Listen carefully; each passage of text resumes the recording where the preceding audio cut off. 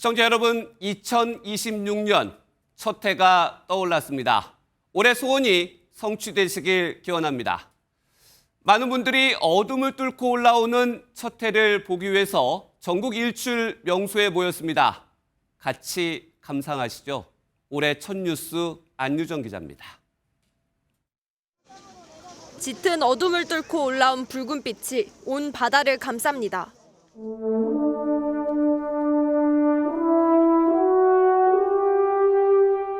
기다림 끝에 병오년 첫 해가 힘차게 솟아오르고 희망찬 새해의 기운을 카메라에 담아봅니다. 동해안에서 내륙으로 해돋이가 이어지다 이내 전국이 온통 빨갛게 물들었습니다. 작년에도 같이 봤는데 올해는 더욱더 빛나서 뜻깊은 것 같습니다. 항상 건강하고 사랑합시다. 파이팅! 강릉과 속초 등 일출 명소는 해맞이객들로 발 디딜 틈 없이 북적였습니다. 영하 10도에 가까운 강추위 속에서도 시민들은 병오년 희망의 첫 태양을 온몸으로 맞았습니다.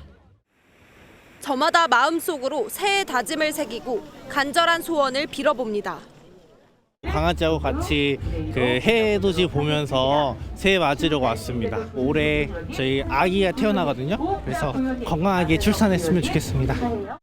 소원하는 일들이 잘 이루어지길 바라고요. 특히 시집간 딸, 우리 사이하고 손자하고 행복하게 더욱더 잘 살았으면 좋겠습니다. 강추위를 이겨내고 새해를 맞은 시민들은 붉은 말의 기운을 받아 좋은 일이 가득하길 소망했습니다. MBN 뉴스 안유정입니다. 처음은 항상 설레고 희망적이죠. 새해 처음을 모아봤습니다. 첫 아기의 울음소리, 첫 기차, 첫 장사에 나서는 상인들 모두 다 힘차게 출발하는 우리의 희망입니다. 길기범 기자입니다.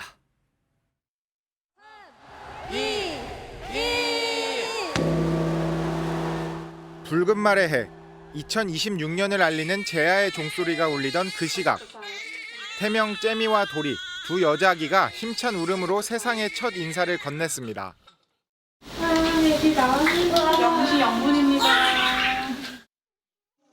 결혼 4년 만에 찾아온 째미를 아는 아버지와 원하던 딸을 품에 안은 도리 아버지 모두 한시도 딸에게서 눈을 떼지 못합니다. 기다렸던 아이가 이렇게 뜻깊은 날에 저에게 다가와줘서 너무 기쁩니다. 잼이 태명대로 인생 재밌게 살았으면 좋겠습니다. 앞으로 내 가족 행복하게 살 수 있도록 아빠가 열심히 노력하겠다는 말 전하고 싶습니다. 과일을 옮기며 새해 첫 장사에 나선 시장 상인들은 올해만큼은 사정이 조금이라도 나아지길 기대합니다. 뭐 다른 거 뭐 있겠어요? 가족들 다 무탈하게 잘 지내고 장사가 좀 더 이제 경기가 좀 좋아졌으면 하는 바람이죠. 새해 첫 KTX 열차에 몸을 싣는 사람들. 가족을 보러 가는 길, 친구와 여행길 등 저마다 목적지는 다르지만 표정에서 모두 설렘이 묻어나옵니다.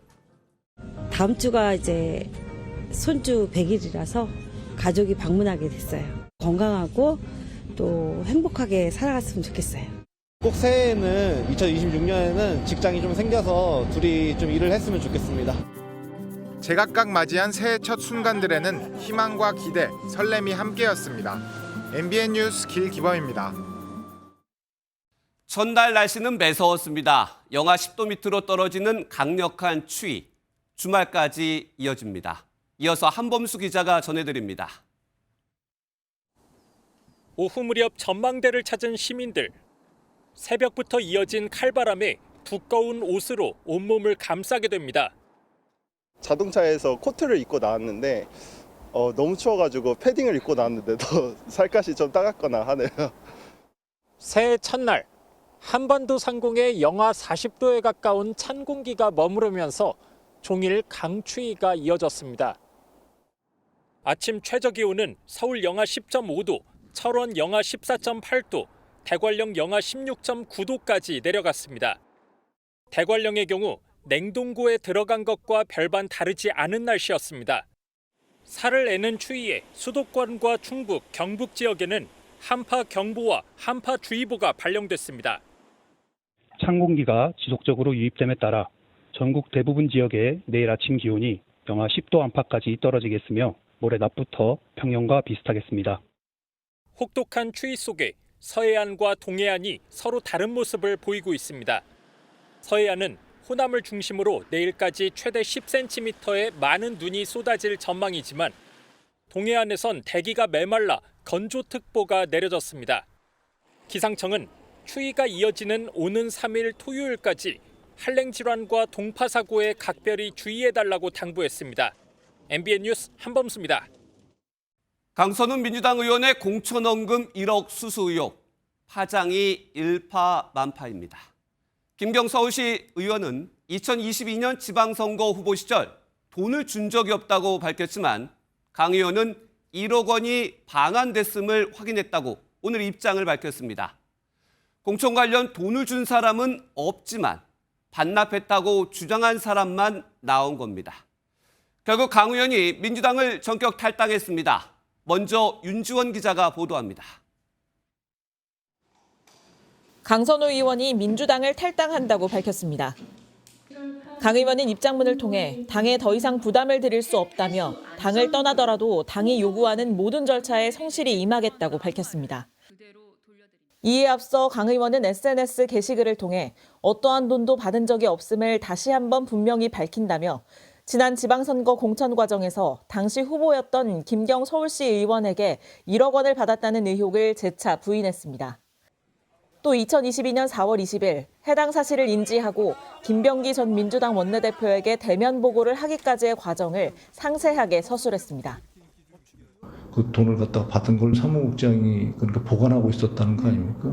정말 그냥 아무 생각이 없었던 거죠. 정말. 그러면서 강 의원은 누차에 걸쳐 반환을 지시했고 반환됐음을 확인했다고 밝혔습니다.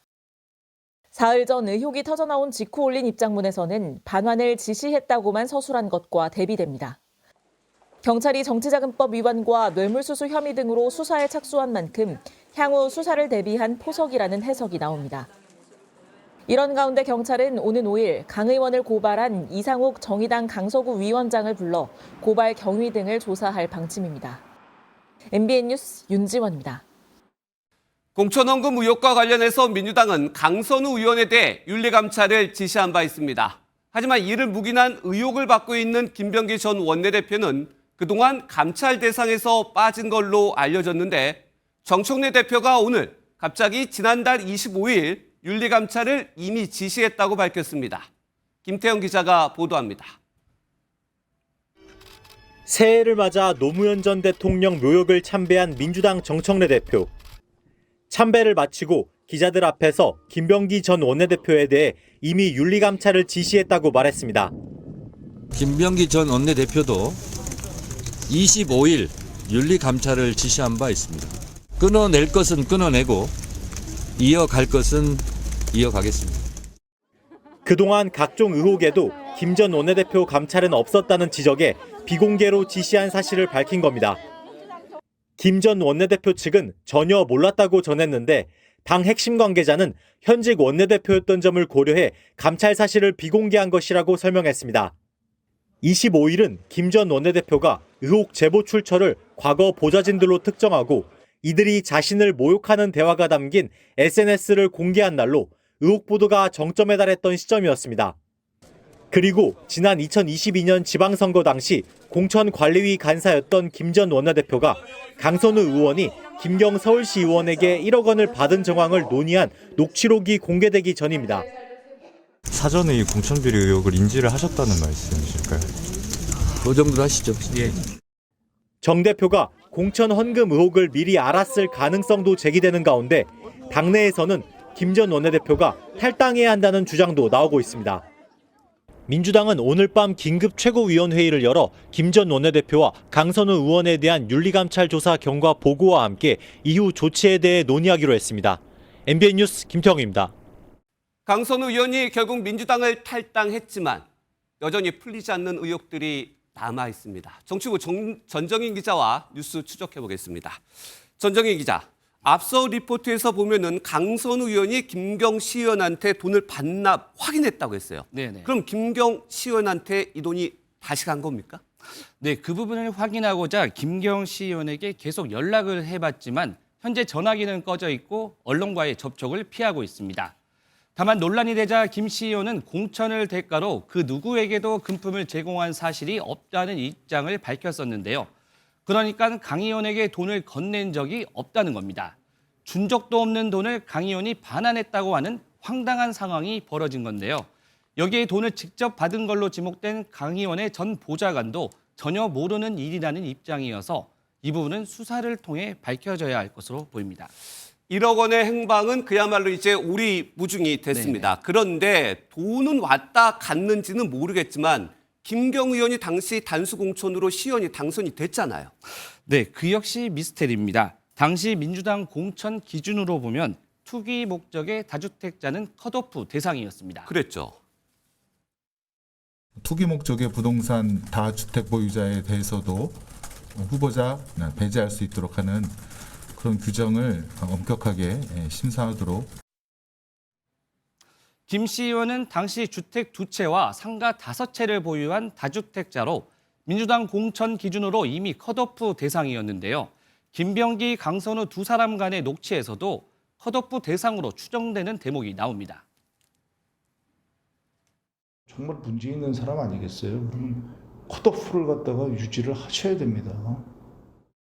그러니까 컷오프 대상이었는데 이를 뒤집고 오히려 단수 공천을 받게 된 겁니다. 이 때문에 김병기 전 원내대표가 알고도 묵인한 것 아니냐는 의혹까지 제기된 상황인데요. 녹취를 들어보면 김경 시의원이 기자회견을 할 것이라는 말이 나오는데 이를 우려한 것 아니냐는 해석도 나오고 있습니다. 이 역시 수사를 통해 밝혀야 할 사안입니다. 여기까지 의혹은 강선우 의원이 돈을 받았고 네네. 이 과정에서 김병기 전 원내대표가 묵인했다는 의혹이잖아요. 네네네. 그런데 이번에는 김병기 전 원내대표가 공천 관련해서 돈을 받았다. 이런 의혹이 또 나왔어요. 이건 또 무슨 얘기입니까? 네. 새로운 이야기는 아니고요. 네. 지금은 민주당을 탈당한 이수진 전 의원의 과거 발언이 재조명되고 있는 겁니다. 아하. 두 분이 진술서를 써왔어요. 돈을 줬다. 물론 6개월 후인가 돌려받았지만 돈을 줬다. 당대표실로 넘겼죠. 김병기 전 원내대표가 2022년 지방선거 때 동작구에서 선거를 준비했던 인사들로부터 돈을 받았다가 돌려줬다는 내용인데요. 공교롭게도 이 시점이 강선우 의원의 금품 수수 의혹이 제기된 시점과 같은 시기입니다. 당시 김 전 대표는 사실무근이라며 이 전 의원을 고소했지만 총선 이후 이를 취하한 것으로 전해졌습니다. 네, 지금 수사 대상, 수사 내용이 더 늘어날 것 같습니다. 여기까지 정리하겠습니다. 정치부 전정인 기자였습니다. 갑질 의혹, 이해운 기획예산처 장관 후보자도 비껴가지 못했습니다. 2017년 당시 바른정당 의원이던 이 후보자가 인턴 직원을 질책하는 통화 녹취가 공개됐습니다. 이 후보자 측은 깊이 반성하고 있다고 입장을 밝혔는데 어느 정도의 폭언이었는지 직접 들어보시죠. 정예린 기자가 보도합니다. 이해운 기획예산처 장관 후보자가 바른정당 국회의원이었던 지난 2017년 의원실 인턴에 폭언을 했다는 논란에 휩싸였습니다. 입이라고 그렇게 터졌다고 그냥 막 네 맘대로 그러고 떠져? 당시 언론 업무를 담당했던 인턴을 질책한 건 다름 아닌 자신이 언급된 기사를 보고하지 않았다는 이유였습니다.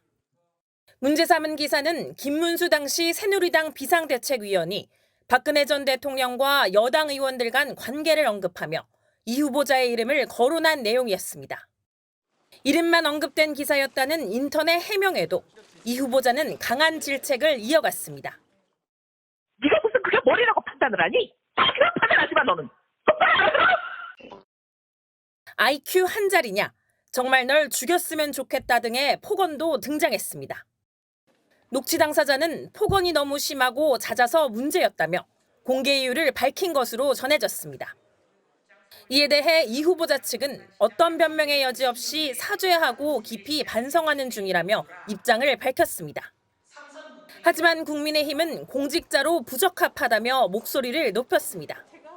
주진우 국민의힘 의원은 이재명 대통령은 갑질은 무관용 원칙이라고 했다며 당장 지명을 철회하라고 목소리를 높였습니다. 기획재정위원회 소속 국민의힘 의원들도 청문회 전략을 논의 중인 가운데 이 후보자의 청문회 통과 여부에 관심이 쏠립니다. MBN 뉴스 정예린입니다.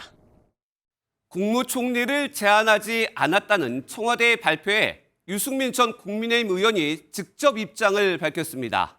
유 전 의원은 지난 대선 전에 이재명 당시 후보에게 직접 연락을 받았지만 제안을 단호히 거절했다며 당시 상황을 자세히 설명했습니다. 박규원 기자가 보도합니다. 유승민 전 국민의힘 의원이 이재명 정부 총리 제안설에 대한 입장을 밝혔습니다. 유 전 의원은 대선 전인 작년 2월에 처음 민주당으로부터 국무총리직 제안을 받고 거절했는데 5월에는 이재명 당시 더불어민주당 대선 후보에게 직접 전화와 문자가 왔다고 설명했습니다. 당시 이재명 후보가 전화가 여러 통이 오고 문자도 뭐 이재명입니다. 꼭 통화하길 바랍니다. 이러면서 문자 남아있고 이래서 제가 무슨 뜻인지 대충 짐작을 해서 일체 답을 안 하고 전화도 안 받았습니다. 이어서 유 전 의원은 생각이 다른데 어떻게 같이 일을 하냐며 철학과 소신을 버려서까지 욕심낼 자리는 아니다라고 선을 그었습니다. 이에 대해서 청와대 핵심 관계자는 MBN에 유승민 전 의원에게 국무총리직을 제안한 사실이 없다는 기존 입장을 재확인했습니다. 그럼에도 이해훈 전 의원의 기획예산처 장관 후보자 지명을 계기로 홍준표 전 대구시장 국무총리설, 조경태 국민의힘 의원 해수부 장관설까지 나오고 있습니다. 이 대통령이 중도 보수 진영 인사 영입에 적극 나서고 있다는 해석이 나오는 가운데 야권에선 보수 영토 축소에 대한 우려의 목소리가 커지고 있습니다. MBN 뉴스 박규원입니다. 국민의힘은 계엄 사과를 둘러싼 내분이 올해도 계속되고 있습니다.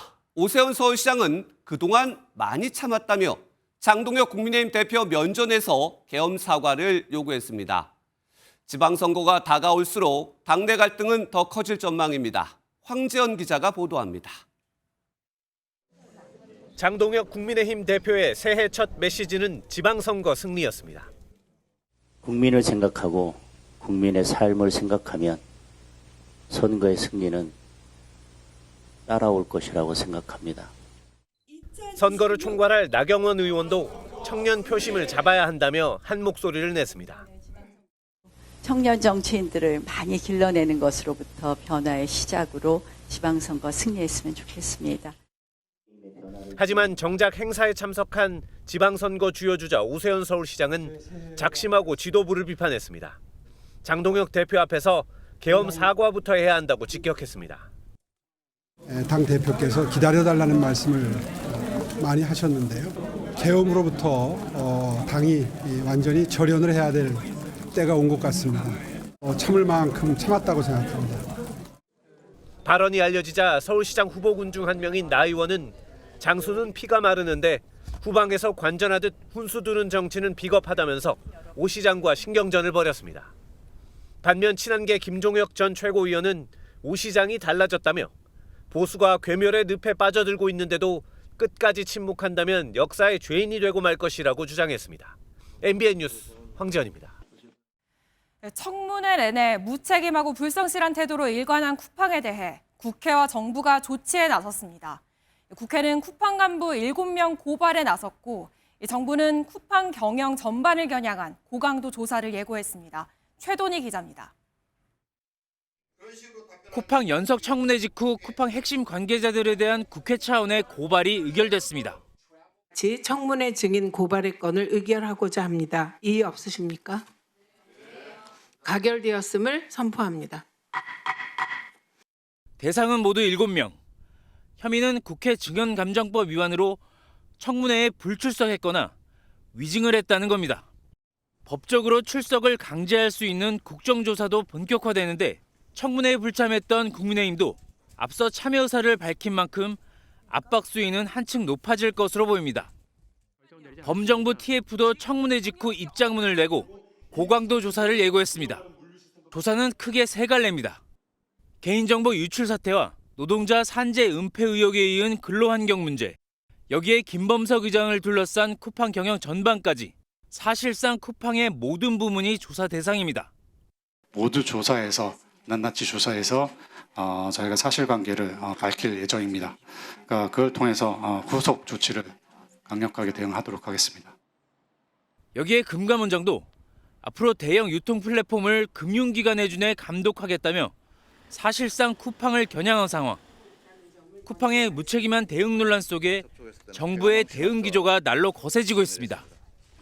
MBN 뉴스 최동입니다. 새해 첫날 사고도 잇따랐습니다. 경기 안양에선 종합병원 화재로 환자 수백 명이 대피했고 제주에선 음주운전 차량이 건물로 돌진해 4명이 다쳤습니다. 안진우 기자가 보도합니다.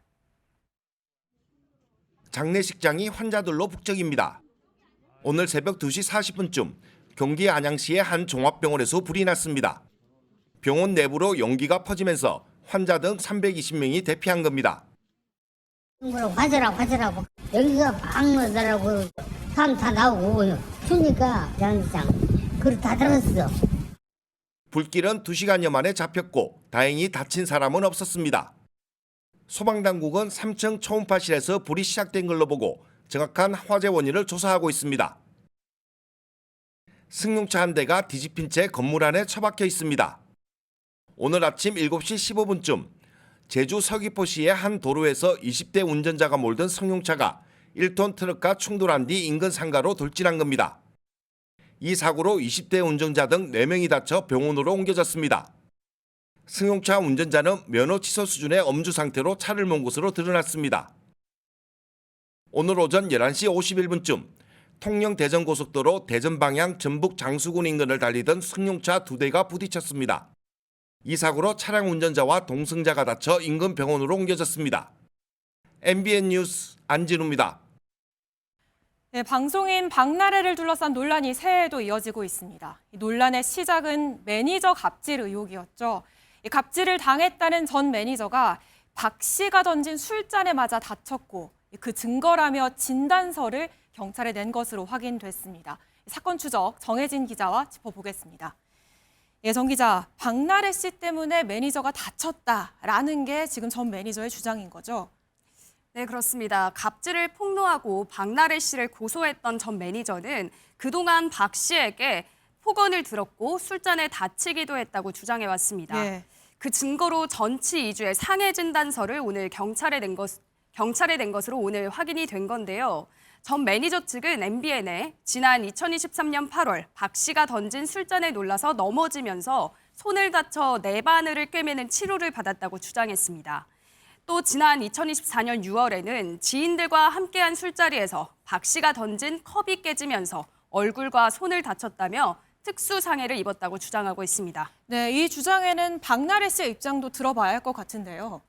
네, 박나래 씨 측은 그런 상황 자체가 없었다고 반박을 하고 있는데요.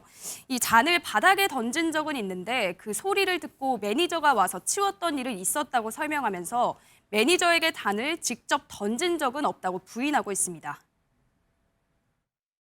저희는 피고소인 조사도 강남사에서 이제 향후에 받아야 되니까 조사의 성실히 임해야 될 부분인 거고.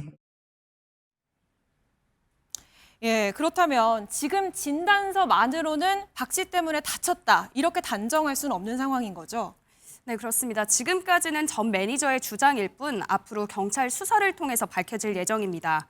그렇지만 전 매니저가 지난 2024년 사건 당시에 2명의 지인이 현장에 있었다고 주장하는 만큼 이들의 증언이 사안을 밝힐 핵심이 될 것으로 보입니다. 예, 전 매니저가 주장하는 특수상해, 이 혐의가 적용이 되려면 어떤 부분이 입증이 돼야 하나요?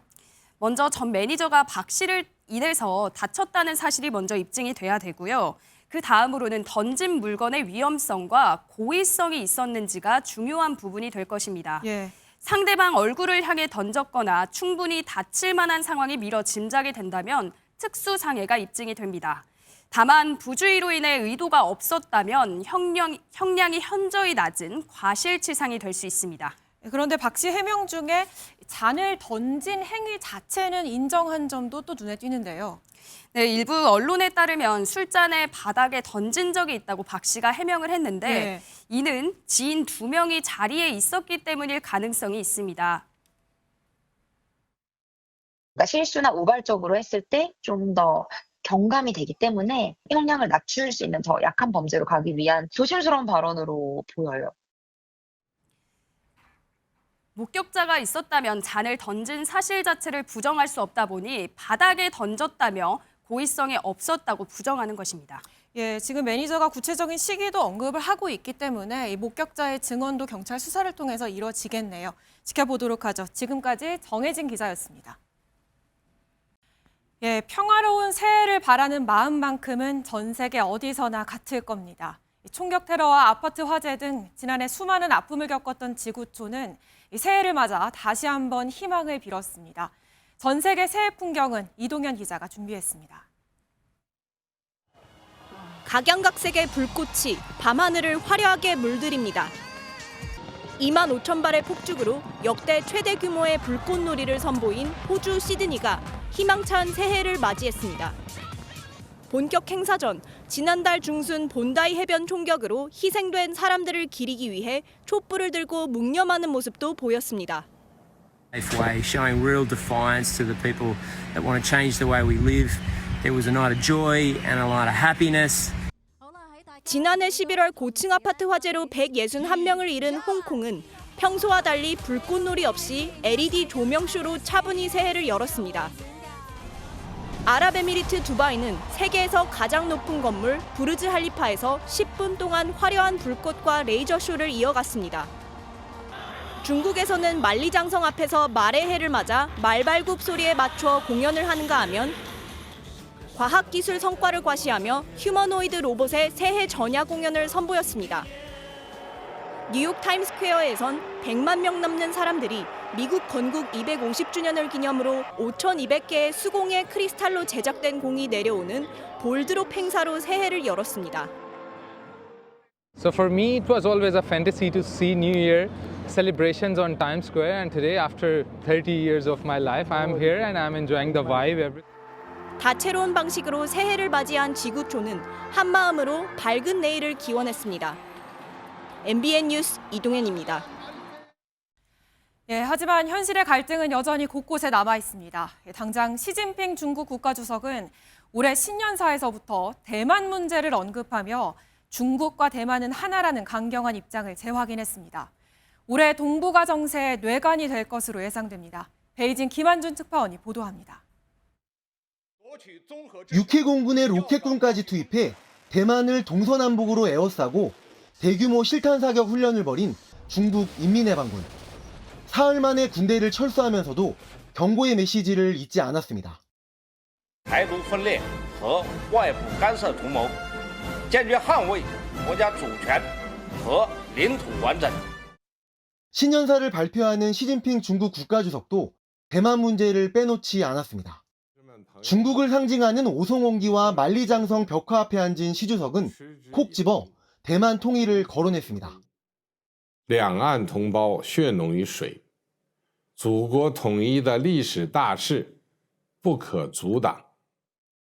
지난해 신년사와 비슷한 톤을 유지하면서 대만 문제와 관련해선 조금의 양보도 있을 수 없다는 걸 미국을 비롯한 국제사회에 다시 한번 강조한 것으로 풀이됩니다. 왕이 중국 외교부장은 즉시 외교전에 돌입했습니다.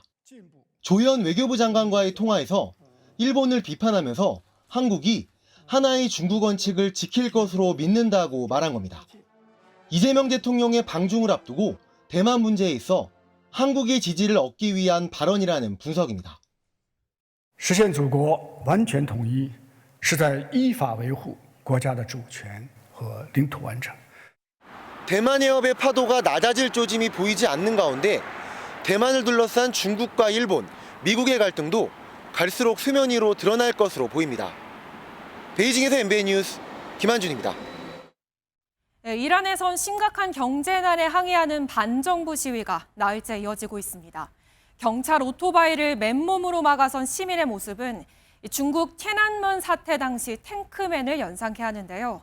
이란 정부는 경제난의 책임을 서방의 제재로 돌리며 진화에 나섰습니다. 최형규 기자입니다. 철문 안에서 총성이 들리자 성난 군중들이 사람 키보다 훌쩍 큰 철문을 격렬하게 흔들고 돌도 던집니다. 이란의 남부도시 파사에서 시위대가 주정부 건물에 들어가려다 진압됐습니다. 심각한 경제난에 항의하는 이란 반정부 시위는 어느덧 나흘째. 이제 수도 테헤란을 넘어 이란 전역으로 번지고 있습니다. 특히 36년 전 중국天安문 사태 때 진압군에 맞섰던 시민을 연상시키는 이란판 탱크맨까지 등장하면서 시위가 격렬해지는 모양새입니다. 3년 전 히잡 반대 시위 때 수백 명의 사망자가 나왔던 것과 달리 이번 시위에서 정부의 대응은 아직은 유화적입니다. 시위 목적이 체제 전복이 아닌 경제 문제 해결이기 때문인데 정부는 경제난은 제재를 가한 서방 탓이라며 성난 민심을 달래고 있습니다. یعنی اینا الان بیشترین امیدشون برای اینه که ما رو از نظر اقتصادی زمین بزنن. با هم حرکت بکنیم اونا نمیتونن و نخواهند تونست ایران ما رو به زانو در بیارن. 다만 시위 성격이 체제를 무너뜨리는 쪽으로 바뀌면 진압이 강경해질 수도 있다는 관측이 나오는 가운데 하메네이 이란 최고 지도자는 여전히 침묵을 이어가고 있습니다. MBN 뉴스 최영규입니다. 인도계 미국인 조란 맘다니가 오늘 뉴욕 시장에 취임했습니다. 그런데 맘다니 시장뿐 아니라 최근 미국의 정치 경제 전반에서 인도계 인사들의 존재감이 유독 두드러집니다. 이상혁 기자가 그 이유를 짚어봤습니다.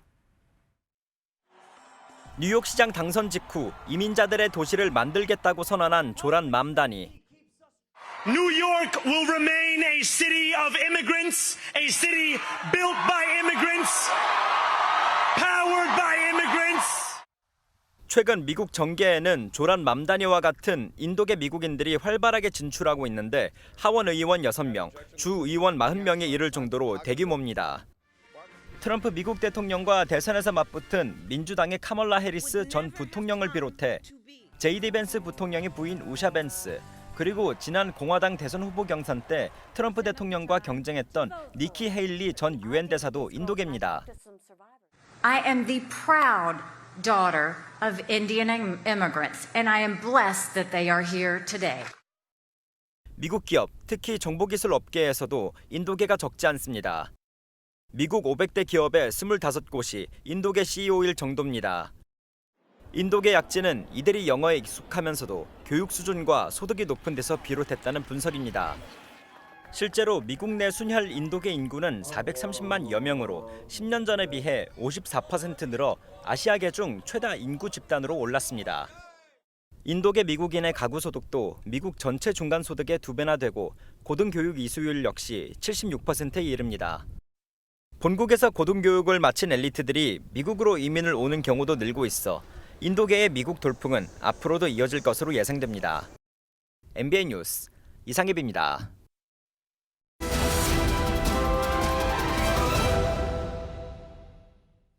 새해 첫 일정, 이재명 대통령은 현충원 참배로 시작했습니다. 올해를 대도약의 원년으로 만들겠다는 신년 메시지도 발표했습니다. 송주영 기자가 보도합니다. 흰색 정장과 넥타이 흰색 장갑 차림으로 현충원을 찾은 이재명 대통령. 순국 선열과 호국 영역에 대하여 경례. 현충탑에 헌화하고 분향한 뒤 묵념으로 순국 선열과 호국 영령의 넋을 기렸습니다. 방명록에는 함께 사는 세상 대한민국 대도약의 원년 대한국민과 함께 열겠습니다라고 적었습니다. 함께 사는 세상은 지난해 6월 4일 취임 당일 이 대통령이 현충원 방명록에 쓴 문구입니다. 이 대통령은 이후 청와대 식당으로 이동해 직원들과 주먹 인사를 나눴습니다. 아침부터 미안합니다. 네. 밥을 새해 복 많이 받으세요. 집에서 드셔야 되는데. 새해 복 많이 받으세요. 감사합니다. 네. 현충원을 함께 찾았던 청와대 참모진 국무위원 20여 명과 떡국으로 아침도 먹었습니다. 이 대통령은 영상으로 신년사를 발표했는데 역시 핵심은 대도약이었습니다. 붉은 말의 해, 병오년 새해가 밝았습니다. 올 한 해를 붉은 말처럼 힘차게 달리는 해로 대한민국 대도약의 원년으로 만들겠습니다. 5가지 성장 목표로 수도권에서 지방 중심으로, 대기업에서 모두 중심으로, 불안한 성장에서 안정적 성장으로의 대전환 등을 제시했습니다. 새해 목표를 대도약으로 삼은 이 대통령은 특히 경제 활성화를 최우선 과제로 삼아 국민의 먹고 사는 문제 해결에 집중한다는 방침입니다. MBN 뉴스 송주영입니다. 정치권 올해 최대 관심은 6월 지방선거입니다. 그 가운데 서울시장의 이목이 쏠리고 있습니다. 국민의힘에선 5선에 도전하는 오세훈 서울시장, 민주당에선 정원호 성동구청장이 떠오르며 치열한 경쟁을 벌이고 있습니다. 노아린 기자가 전망했습니다. 민심의 바로미터인 서울시장 선거. 잠재적 대권주자로 꼽히는 서울시장은 지방선거의 꽃이라 할 만큼 상징성이 큽니다. 2022년 6월 윤석열 정부 출범 직후 열린 선거에서는 당시 여당인 국민의힘 소속 오세훈 서울시장이 4선 고지에 올랐습니다. 문재인 정부 초반 2018년 6월 선거에서는 당시 여당인 더불어민주당 박원순 서울시장이 3선에 성공했습니다. 정권 초 치러지는 지방선거는 집권 여당 프리미엄이 작용하는 가운데 이번 서울시장 선거는 관록의 현역과 새 얼굴 도전자 간 경쟁입니다. 국민의힘은 현역 프리미엄으로 5선에 도전하는 오세훈 시장이 유력한 후보로 꼽힙니다. 단순한 도로 개선이 아닌 다시 강북 전성세를 앞당기는 결정체, 가장 중요한 변화가. 이외에도 세 번째 서울시장에 도전하는 5선 나경원 의원과 서울을 지역구로 둔 고동진, 배현진, 조은희, 조정훈 의원 등이 하마평에 오르내립니다. 민주당은 서울의 지역구를 둔 중진을 중심으로 출마 선언이 이어지고 있습니다. 4선 박홍근 의원과 3선 박주민 의원, 재선 김영배 의원은 각자의 강점을 내세우며 출사표를 던졌습니다. 4선 서영교 의원과 3선 전현희 의원도 후보군입니다. 특히 원외 인사로는 현 성동구청장인 정원호 구청장이 이 대통령의 칭찬에 힘입어 유력 후보로 거론되고 홍익표 전 원내대표 등의 출마도 예상됩니다. 이제 저는 행정가 스타일이어가지고 말보다는 행동으로 하는 거니까요. 전 과정이 채비죠. 예. 민주당은 이른바 명심이, 국민의힘은 오 시장이 연루된 명태균 리스크가 선거 막판 변수로 작용할 것이라는 전망입니다. MBN 뉴스 노화린입니다. 지난해 서울 아파트값이 얼마나 올랐는지 그 수치가 나왔습니다. 8.7%, 19년 만에 가장 높은 상승률이었습니다. 정부의 세 차례 부동산 대책이 먹히지 않은 건데 문제는 올해도 오를 거란 우려입니다. 배준우 기자가 보도합니다. 취임 한 달 만에 집값을 잡겠다며 전격적인 부동산 대책을 내놓은 이재명 정부. 6.27 대책으로 주택담보대출을 최대 6억 원으로 제한하고 이어 9.7 대책으로 5년간 135만 가구 착공 계획을 약속했습니다. 1기 신도시가 매년 만들어지는 것과 맞먹는 규모입니다. 주택 공급의 안정성을 높이기 위해 공공부문의 역할을 확대하고 두 번의 대책에도 집값이 잡히지 않자 서울 전역과 경기 주요 지역을 3중 규제로 묶었지만 강남권을 중심으로 신고가가 이어지는 등 시장 불안은 여전합니다. 지난해 부동산 시장 혼란은 통계에도 고스란히 나타났습니다. 1년간 서울 아파트값 상승률은 8.71%를 기록해 2006년 이후 가장 많이 올랐습니다. 서울은 송파가 20%, 성동이 19% 등 강남권과 한강벨트가 많이 올랐고 경기 과천과 분당도 20%대로 크게 올랐습니다. 집값 상승의 원인으로 꼽히는 서울 아파트 선호 현상과 공급 부족, 유동성 증가가 올해도 이어져 더 오를 거란 관측이 나옵니다. 2026년은 2025년보다 입주 물량 부족, 유동성이 더 늘어날 것으로 보여지기 때문에 상승 흐름은 더 강해질 것으로 예상을 하고요. 실제 올해 서울 아파트의 입주 예정 물량은 지난해에 비해서도 40% 넘게 감소해 공급 절벽에 직면한 상황. 매매뿐만 아니라 전세 매물 감소와 공급 부족으로 전월세 가격 상승도 이어져 주거 불안 우려는 계속될 전망입니다. MBN 뉴스 배준우입니다. 혼란과 불확실성 속에서도 대한민국은 다시 뛰기 위한 준비를 멈추지 않았습니다. 새해를 맞아 준비한 다시 뛰는 대한민국, 그 첫 순서로 우리 주식시장을 집중 전망합니다.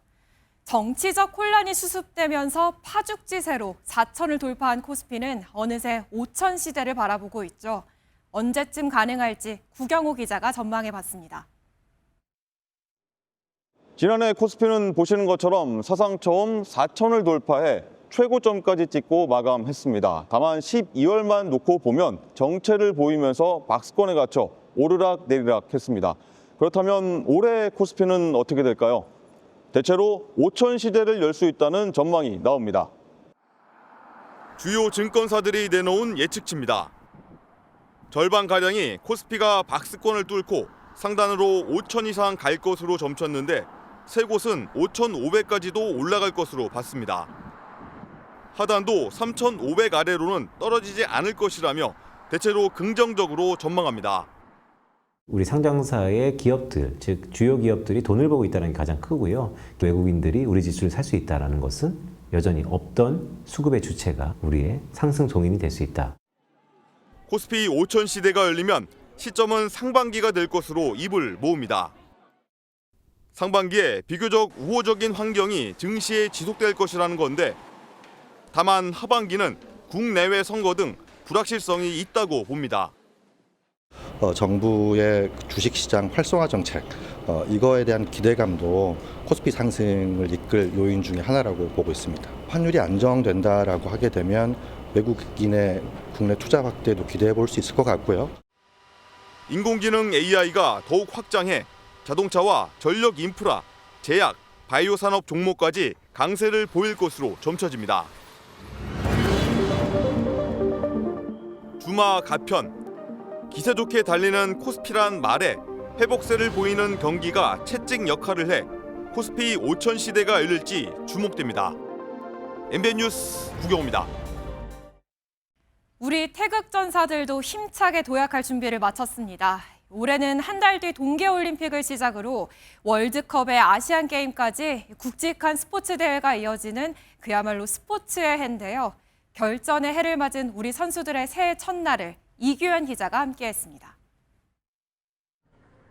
새해 첫날 어둠이 채 가시지 않은 새벽. 나는 자랑스러운 국가대표라는 문구가 새겨진 진천선수촌 운동장에서 선수들의 힘찬 질주가 이어집니다. 영하의 매서운 추위에도 파리올림픽 유도 은메달리스트 김민종의 얼굴은 금세 땀범벅이 됐습니다. 제1교포이자 독립운동가의 후손인 2002년생 말띠 허미미는 자신의 해에 열리는 나고야 아시안게임에서 시원한 금빛 맺히기를 예고했습니다. 아무래도 일본에서 하는 거니까 조금 성장하는 모습을 보여줄 수 있지 않을까라는 좋은 거 생기면 좋겠습니다. 밀라노 코르티나 동계올림픽을 코앞에 둔 쇼트트랙 대표팀의 훈련 열기는 바깥 추위를 잊게 할 만큼 뜨겁습니다. 너무 힘들어요. 두 번의 올림픽에서 금메달 3개를 거머쥔 현재 진행형 전설 최민정을 필두로 올림픽마다 빠지지 않고 금메달을 책임졌던 효자 종목 역할을 다하겠다고 다짐했습니다. 소원 말하면 안 이루어지지 않아요? 저뿐만 아니라 저도 그렇지만 뭐 대한민국 쇼트트랙 선수들 다 부상 없이 올림픽에서 최고의 모습 보여줬으면 좋겠어요. 올림픽에서 좀 좋은 모습만 보여줄 일만 남은 것 같아요. I can show you for gold medal. 동계올림픽 아시안게임에 북중미 월드컵과 월드베이스볼 클래식까지 대형 국제대회가 줄을 잇는 2026년. 마침내 떠오른 스포츠의 해 병오년의 태양 아래 태극전사들이 굵은 땀방울을 흘리며 영광의 순간을 준비하고 있습니다. MBN 뉴스 이규현입니다. 60년에 한 번 돌아오는 올해 병오년은 말띠해, 말오가 불을 뜻하는 병과 만난 붉은 말의 해입니다. 열정과 활력의 상징인 말이 우리 문화 속에서 품어온 다양한 의미를 심가현 기자가 소개하겠습니다.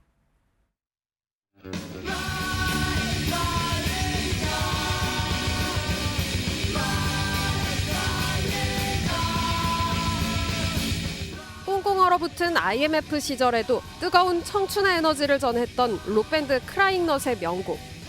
멈추지 말고 앞으로 나아가자는 메시지 속에서 말은 좌절을 이겨내는 희망과 열정의 상징이었습니다.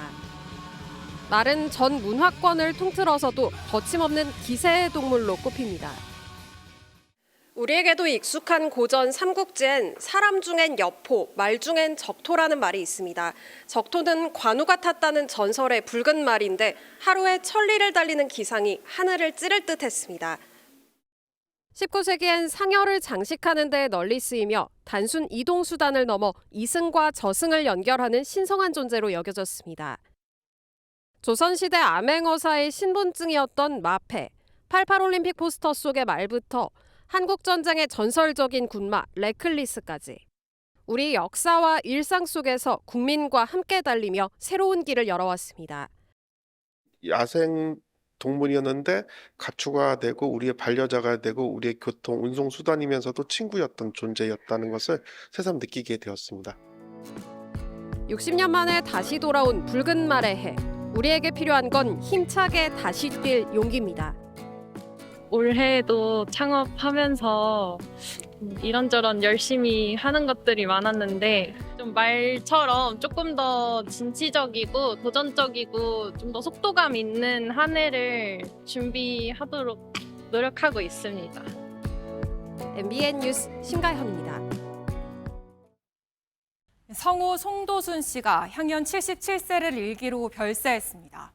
톰과 제리 등 유명 만화 영화와 방송에서 친근한 목소리를 들려줬던 송 씨는 대한민국 방송대상 라디오 부문 대상과 보관 문화훈장을 수상하는 등 많은 사랑을 받아왔습니다.